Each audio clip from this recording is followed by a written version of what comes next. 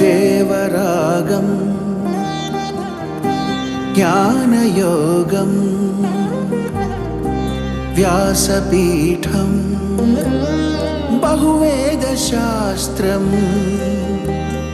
బోధామృతహిత శ్రీమన్నారాయణం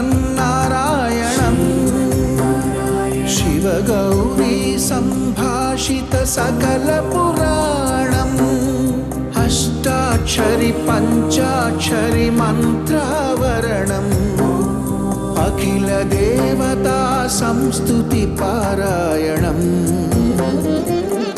జయ మంగళకరమీ ప్రవచన శ్రవణం అనుదినము శుభము సుఖము జీవన గమనం దేవరాగం జ్ఞానయోగం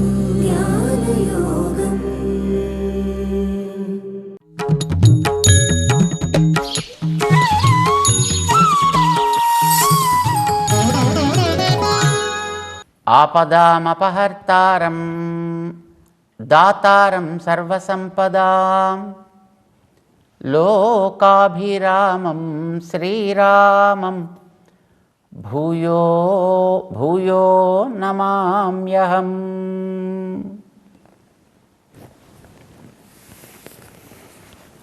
జయ శ్రీమన్నారాయణ. ప్రియ భగవద్బంధువులారా, మానవ జాతిలో 2 విభాగాలు ఉన్నాయి. ఒక విభాగాన్ని దుష్కృత విభాగము అంటాం, రెండవ విభాగాన్ని సుకృత విభాగము అని అంటాము. ఎవరు వాళ్ళు అనేదాన్ని 7వ అధ్యాయపు 15వ శ్లోకంలో శ్రీకృష్ణుడు మనకి స్పష్టం చేస్తాడు. శ్లోకాన్ని ఒకసారి మేము చెప్తాం, అందాం.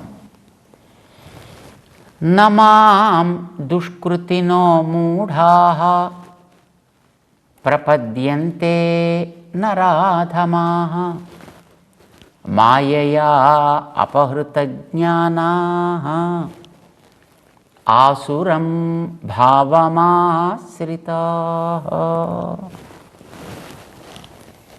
ఈ 4 కూడా దుష్కృతులు. ఎందుకు వీళ్ళ గురించి ఇప్పుడు చెప్పాల్సి వస్తోంది అనంటే, అర్జునుడికి సందేహం కలిగింది. భగవంతుడు చాలా గొప్పవాడు అని తన వైభవాన్ని చెప్పాడు, తన మాహాత్మ్యాన్ని చెప్పాడు. వస్తువులని, వస్తువులలో ఉండేటువంటి గుణాలని, అంటే భావాలని, భావగతములైనటువంటి విశేషాలని కూడా నియంత్రించేవాడిని నేనే అని చెప్పాడు. రసోహమప్సు కౌంతేయ ఇత్యాది శ్లోకాల్లో. మరి నువ్వు అంత గొప్పవాడిని అంటున్నావు, అందరూ నిన్ను ఎందుకు ఆశ్రయించి ఎందుకు లాభం పొందరాయా అని ప్రశ్న వేస్తే దానికి సమాధానం చెప్పడానికని ప్రారంభించి, కొంతమందికి ఏం చేస్తాం, వాళ్ళ నుదుటి రాత అట్లాంటిదా,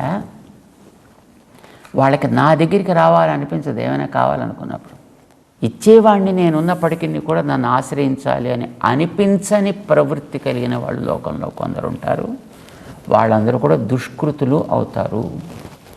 అలాంటి వాళ్ళు 4 రకాలుగా ఉంటారు సుమా అని ఆ 4 రకాలని వివరించడం ప్రారంభం చేశాడు శ్రీకృష్ణుడు ఈ శ్లోకంలో, 15వ శ్లోకంలో. ఏమని? దుష్కృతులు నన్ను ఆశ్రయించరు. దుష్కృతినః న మాం ప్రపద్యంతే. ఎవరు ఆ దుష్కృతులు? 1 మూఢాః, అసలు నా గురించిన సమాచారమే వాళ్ళ దగ్గర ఉండదు కనుక నన్ను ఆశ్రయించరు. ఇది 1.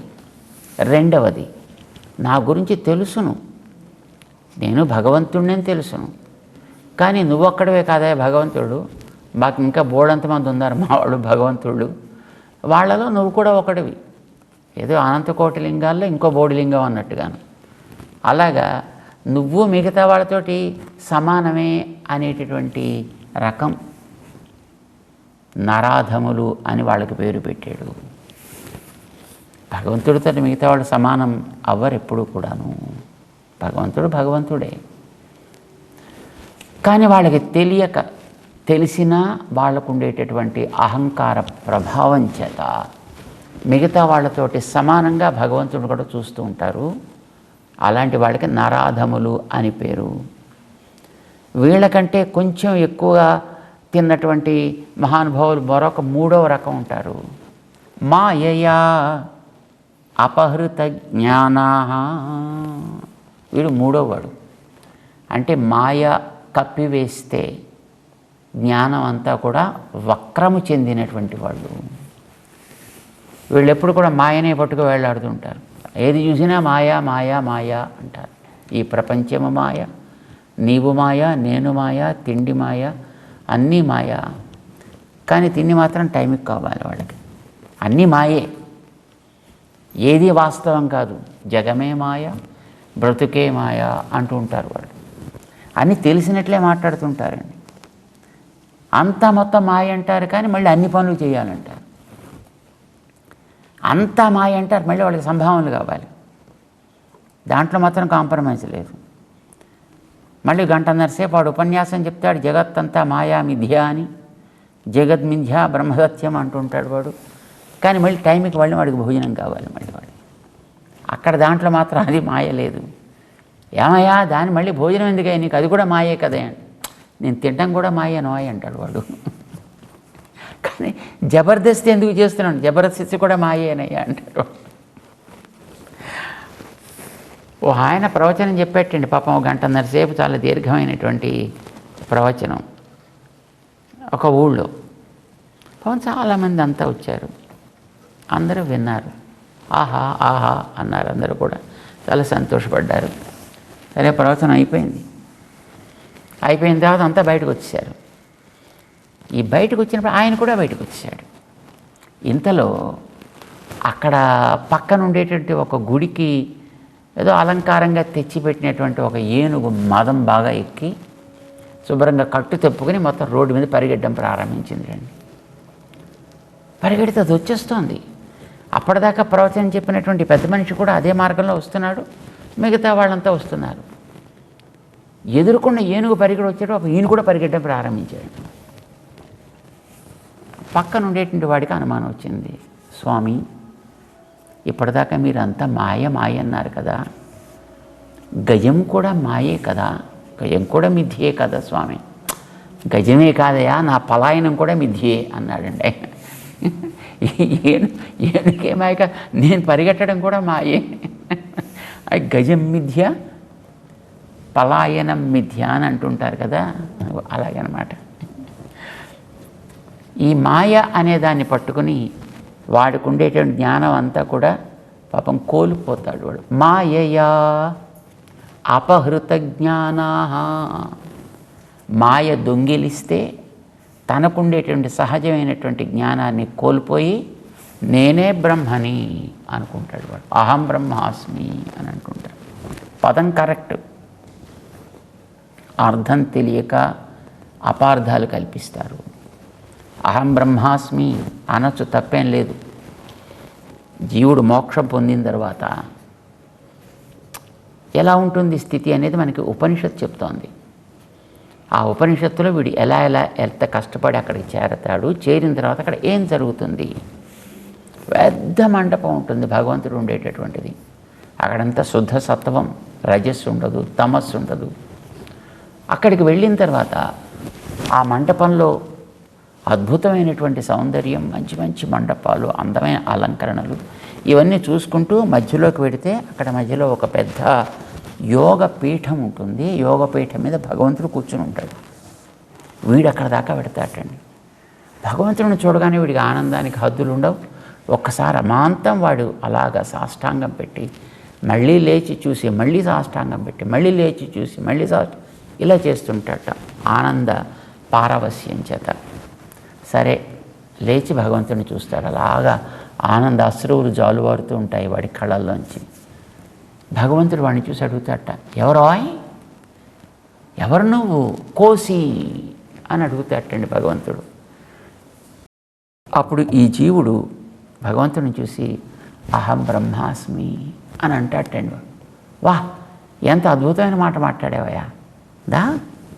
అని భగవంతుడు ఆ జీవుణ్ణి పిలిచి, చిన్నపిల్లవాడిని కుర్చీలో కూర్చున్నటువంటి తండ్రి ఆ పిల్లవాడు పాక్కుంటూ తన దాకా వస్తే తన పాదాన్ని చాపి ఆ పిల్లవాడి చేతులు పట్టుకుని పైకి లేపి ఆ పిల్లవాడు పాదం ఎత్తి తండ్రి పాదం మీద పెడితే పాదంతో ఆ పిల్లవాడిని ఎగరేసుకుని తన ఒళ్ళో కూర్చోపెట్టుకున్నట్టుగా భగవంతుడు వాణ్ణి తన ఒడిలోకి చేర్చుకుంటాడట. అప్పుడు భగవంతుడు అడిగే ప్రశ్న కోసి. అప్పుడు వీడు చెప్పే సమాధానం అహం బ్రహ్మాస్మి. ఇది భగవంతుడికి ఆనందం కలిగిస్తుంది. ఎందుకు కలిగిస్తుంది భగవంతుడికి ఆనందం? అసలు వీడు అలా ఎందుకు చెప్పాడు? ఏమనాలి వీడు నిజంగా అక్కడ పెడితే? నేను అహం దాసోస్మి అని కదా అనాలి. అలా కాకుండా అహం బ్రహ్మాస్మి అని వీడంటే వీడికి అర్థం తెలిసి అంటున్నాడు కనుక భగవంతుడికి ఆనందం వేసింది. ఏమిటి బ్రహ్మాస్మి అంటే? భగవన్, నిన్ను నేను లోపల కలిగి ఉన్నానయ్యా. నువ్వు బ్రహ్మవి. నిన్నే నా లోపల కలిగి నేనుంటే లోపలుండే నువ్వు నన్ను ఇంత దూరం తీసుకొచ్చి నీ ఎదుట నిలబెట్టుకున్నావయా. బ్రహ్మవైన నీవు నాకు ఆత్మగా ఉన్నావు. బ్రహ్మాత్మకుణ్ణి నేను. బ్రహ్మాత్మకుణ్ణి కనుక లోపల ఆత్మ ఉన్నప్పటికీ కూడా పైన దేహంతో మనం మాట్లాడచ్చు. నిజానికి ఆత్మకి మనిషి, జంతువు ఇలాంటి తేడాలు ఏం లేవు. ఎందుకంటే ఆత్మలు అన్నీ సమానంగా ఉంటాయి. కానీ మనం ఏమంటున్నాం? ఈ శరీరం లోపల ఉంటే శరీరం పేరుతోటి ఆత్మని వ్యవహరిస్తున్నాం కదా. ఈ శరీరానికి పేరేమిటి? మానవ శరీరం, మనిషి. ఈ మనిషికి ఏదో పేరుంది. ఓ వెంకయ్యో, పుల్లయ్యో, మల్లయ్యో ఏదో పేరుంది. ఎవరయ్యా నువ్వు అంటే నేనండి మల్లయ్యనండి. అంటే మల్లయ్య దేనికి పేరు? ఆత్మకా శరీరానికా? ఆత్మకి పేరు లేదు. ఆత్మకి అన్నీ ఒకే రకంగా శుద్ధంగా ఉంటాయి. పేరు పెట్టింది శరీరానికి. శరీరంతో ఉంటుంది, శరీరం పోగానే పోతుంది అది. కానీ శరీరంలో ఉన్నంత వరకు కూడా ఆ శరీరం పేరుతోటి దాన్ని చెప్పుకుంటుందా లేదా? చెప్పుకుంటోంది. తప్పేం లేదు. శరీరం పేరుతోటి ఆత్మని చెప్పచ్చు, ఆత్మ పేరుతోటి శరీరాన్ని చెప్పచ్చు. రెండు రకాలుగాను చెప్పచ్చు అన్నమాట. కనుక ఇప్పుడు ఈ జ్ఞానం కలిగితే భగవన్, నువ్వు బ్రహ్మవి, నువ్వు నాలో ఉన్నావు, నాకు ఆత్మగా ఉన్నావు, బ్రహ్మాత్మకుణ్ణి నేను, బ్రహ్మ ఆత్మగా కలిగిన వాణ్ణి నేను, అంచేత నేను బ్రహ్మ అని అనొచ్చు. అందుకోసం అహం బ్రహ్మాస్మి అని అంటాడట వీడు. అది భగవంతుడికి ఆనందం వేసింది. కానీ బ్రహ్మాత్మక ఇదే పదం అండి. ఆత్మ అనే పదానికి తమాషాగా కొన్ని అర్థాలు ఉన్నాయి. లోపల ఉండి నడిపించేది అని ఒక అర్థం అండి. రెండవది దాని యొక్క వికృతి, అదే మార్పు చెందింది అని అర్థం. ఆత్మపదానికి ఆభరణం ఉంది. ఏదో చేతికి పెట్టుకునేటటువంటి ఒక కంకణం, చెవికి పెట్టుకునేటటువంటి ఒక ఆభూషణం, కంఠంలో పెట్టుకునేటటువంటి ఒక మాల, ఇది బంగారంతో తయారైంది అని అనుకుందాం, ఒరిజినల్ బంగారంతో. సో దీన్ని ఏమిటిది అని అడిగామనుకోండి, ఏమనొచ్చు దాన్ని? స్వర్ణాత్మకము. స్వర్ణాత్మకం అర్థం ఏమిటి? బంగారం యొక్క మార్పుగా ఇది తయారైంది అనొచ్చు, తప్పేం లేదు. స్వర్ణమయము అని అంటాం. ఇలాగా ఈ ఆత్మ అనే పదానికి దాని యొక్క మార్పు అని ఒక అర్థం, లేదు దానిని లోపల కలిగినది అని ఒక రెండు అర్థాలు ఉన్నాయి. నేను బ్రహ్మాత్మకుణ్ణి అంటే బ్రహ్మని లోపల కలవాణ్ణి, ఇది ఒక అర్థం. నేనే బ్రహ్మ యొక్క ఆకృతిని, నేనే బ్రహ్మని, ఇది బ్రహ్మాత్మకమే అంటారు. కొంతమంది భగవంతుడు లోపల ఉన్నాడు అనే విషయాన్ని కూడా వాడు గుర్తించకుండా నేనే భగవంతుడిని, అహం బ్రహ్మాస్మి అని అంటాడు. అది పొరపాటు, అది తప్పు. ఆ భావన తప్పు తప్ప పదం చెడ్డది కాదు. పదానికి నువ్వు తీసుకునేటటువంటి అర్థం తప్పు. కొంతమంది లోకంలో అహం బ్రహ్మాస్మి, వేరే నేను బ్రహ్మనే, నేను అంగీకరించను, నేనే బ్రహ్మ, జ్ఞానమే నేను, ఇదంతా మాయ, ఈ మాయ పోతే నేను బ్రహ్మగా మిగులుతా, ఇంకా వేరే ఏమీ లేదు, ఇదంతా అవాస్తవం, ఇదంతా మిథ్య, ఇదంతా క్షణికం, ఇదంతా కూడా కళ, ఇదంతా కూడా క్షణభంగురం, ఇలా అంటుంటాడు. ఇదంతా మొత్తం పోయేదే, నేనొక్కడనే ఉంటా.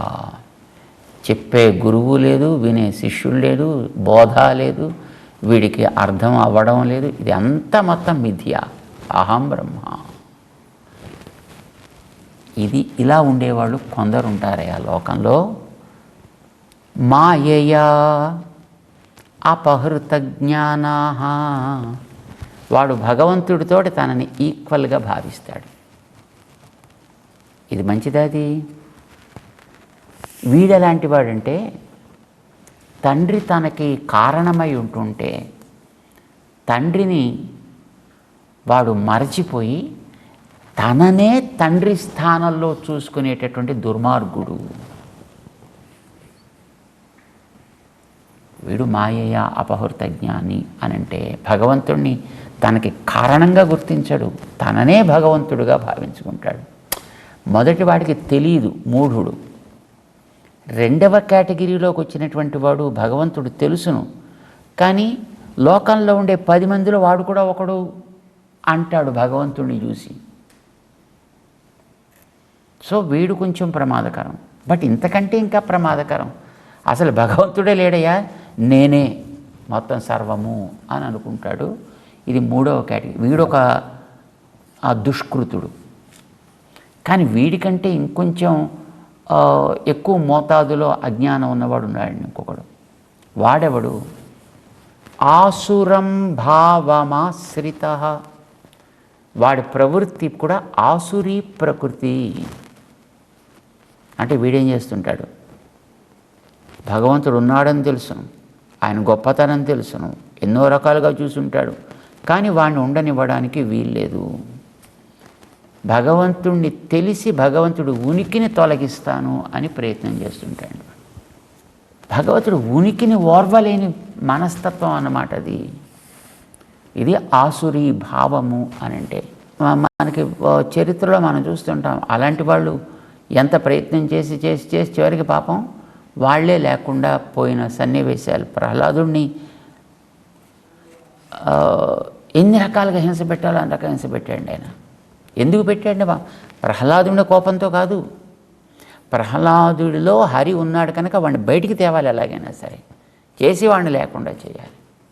ప్రహ్లాదుడి మీద ప్రేమే ఉంది అతనికి, కానీ ఏం లాభం లేదండి. ఋషుల్లో ఉంటాడండి, తీసుకెళ్ళి ఋషులందరినీ శుభ్రంగా కట్టి బారేయండి, కొట్టండి, అందరినీ శుభ్రంగా వాళ్ళని ఎన్ని రకాలుగా హింసించాలో హింసించండి, రానివ్వండి బయటికి, వాడి సంగతి చూద్దాం. ఎక్కడెక్కడ భగవంతుడు ఉండే స్థానాలు అని చెప్పారో ఒక్కొక్కదాన్ని గుర్తించి మొత్తం తీసేయమని చెప్పాడు. నేను అగ్నిహోత్రాల్లో ఉంటాడంటే అగ్నిహోత్రాల్ని మార్చమన్నాడు. భక్తులలో ఉంటాడంటే మొత్తం ఆ భక్తులందరినీ కూడా ఎన్ని రకాలుగా హింసలు పెట్టాలో అన్ని రకాల హింస పెట్టమన్నాడు. చివరికి తన కొడుకు ఆ భక్తుల కేటగిరీలో ఉన్నాడంతే, తన కొడుకు పరాయి కొడుకు అని ఆ స్వపక్ష పరపక్ష నిర్ధూమధాముడు విడువాడని లేదు. తన ఆలోచనకి వ్యతిరేకమైతే ఎవడైనా సరే మొత్తం తీసిపారేవాడిని. ఇప్పుడు కూడా లోకంలో కొంతమంది ఉన్నారండి అలాంటి వాళ్ళు.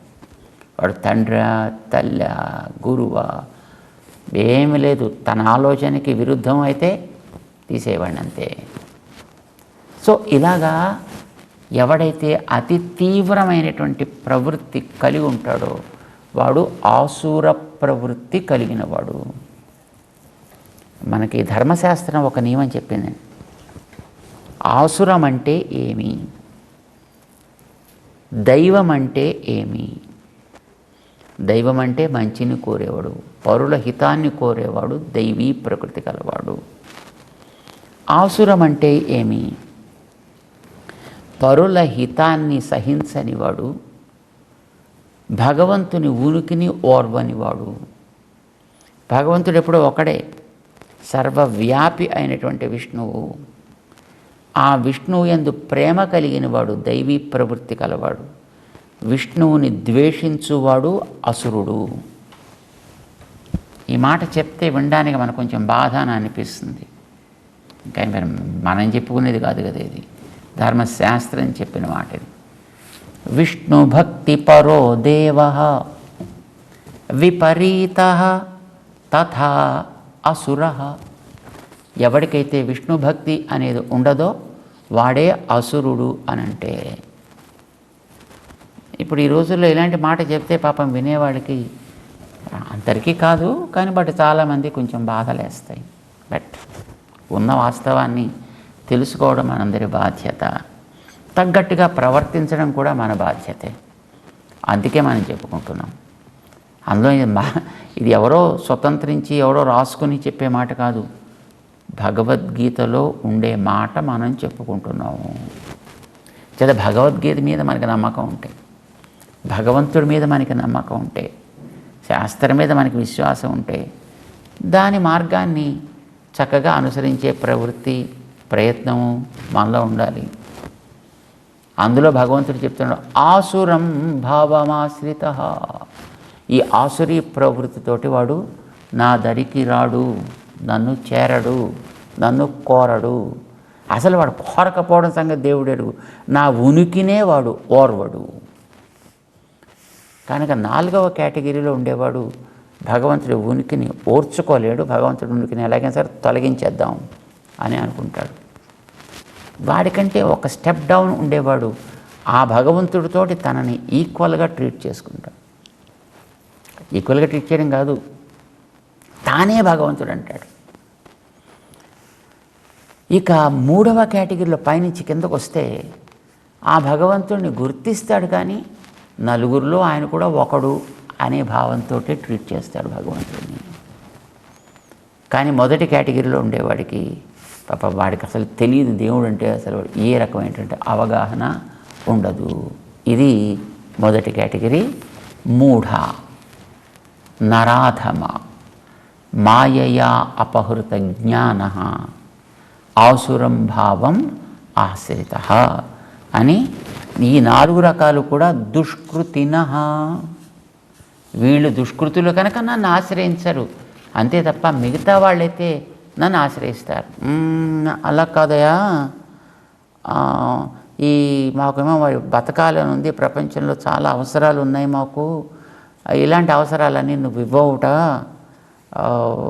మోక్షం తప్ప ఇంకోటి ఏమి నువ్వు ఇవ్వవుట, మాకు ఇప్పటి నుంచే మోక్షం ఎందుకయ్యా, మాకేమో తిండి కావాలి, ఇల్లు కావాలి, కార్లు కావాలి, పదవులు కావాలి, సుఖాలు కావాలి, ఎన్నో రకాలు మాకు అవసరాలు ఉన్నాయి, ఆ అవసరాలన్నీ నువ్వు ఇవ్వవుట, నువ్వు కేవలం మోక్షం మాత్రమే ఇస్తావుట, మాకు మోక్షానికి ఇంకా బోల్డ్ అంత టైం ఉందయా, ఇప్పటి నుంచి కొంపలే వంటుకుపోయాయి కనుక మాకు ఇంకా ఇప్పుడు చిన్న వయస్సే కదా, ఇప్పుడు మేము ఇంకా సుమారు 50లోనూ 60లోనూ ఉన్నాము, కానీ ఇంకా మాకు 90, 100, 110 వచ్చిన తర్వాత తప్పకుండా అప్పుడు ఆలోచిస్తాం, కానీ అప్పటిదాకా మాకెందుకు, అప్పటిదాకా ఈ లోపల మాకు ఇంకా కావాల్సినవన్నీ ఇంకా బోల్డ్ అని ఉన్నాయి కదా, అంచేత ఇవి నువ్వు ఇవ్వవు కనుక అప్పుడు మేము ఇతరుల దగ్గరికి పెడతాము, మరి తప్పదు కదా. ఇదే పొరపాటు. భగవంతుడు ఇవ్వకపోవడం అనేది లేదు. ఇది లౌకికమా, అలౌకికమా, ఐహలౌకికమా, పారలౌకికమా అనేటటువంటి ప్రశ్న లేకుండా ఏదైనా నువ్వు ఇహలోక పురుషార్థాన్ని కోరినా నేనిస్తా, పరలోక పురుషార్థాన్ని కోరినా నేనిస్తా, శాశ్వతమైనవి కోరినా నేనిస్తా. ఇచ్చేవాడిని నేను అని తెలిసి నా దగ్గరికి నువ్వు వస్తే నీకు ఏది కావాలంటే అది ఇస్తానయ్యా. మోక్షం అనేది మిగతా వాడు ఎవ్వడు ఇవ్వగలిగింది కానీ కాదు కనుక, అది నేను మాత్రమే ఇవ్వగలిగింది కనుక నా విషయం చెప్పేటప్పుడు ఏది నేను తప్ప మరొకడెవడు ఇవ్వలేడో దాన్ని ప్రధానంగా పెట్టి చెప్పారే తప్ప అదొక్కటే నేను ఇస్తాను అని కాదు సుమా. అయితే నువ్వు ఎవరేది కోరితే వాళ్ళకి వెళ్ళి ఇస్తావా? ఓ తప్పకుండా ఇస్తా. నా నుంచి ఎవడైతే కోరుకుంటాడో దేన్నైనా సరే అలాంటి వాడు సుకృతే అవుతాడు. వాడు వీళ్ళు 4 రకాలుగా ఉంటారా? దుష్కృతులు 4 రకాలుగా ఉన్నట్టుగానే సుకృతులు కూడా ఓ 4 రకాలుగా ఉంటారు సుమా. ఓ మరి వారి గురించి చెప్పవా అని అడిగాడు అర్జునుడు. ఓ చెప్తానన్నాడు స్వామి. దుష్కృతులను తెలుసుకుందాం కనుక ఆ దుష్కృతుల జాబితాలో మనం చేరకుండా ఉండగలిగితే అదృష్టం చేసుకున్న వాళ్ళం అవుతాం. ఒక్కసారి వాళ్ళని మళ్ళీ మనం జ్ఞాపకం చేసుకుని ఈ కేటగిరీలోంచి బయటపడదాం. నమాం దుష్కృతినో మూఢాః ప్రపద్యంతే నరాధమాః మాయయా అపహృత జ్ఞానాః ఆసురం భావమాశ్రితాః. ఇందులో మనం చేరకుండా ఉండడం కోసమని ఈ 4 మళ్ళీ ఇంకోసారి జ్ఞాపకం చేసుకుంటున్నాం. ఎందులో చేరాలో ముందు తెలుసుకుంటూ సాగుదాం. జై శ్రీమన్నారాయణ.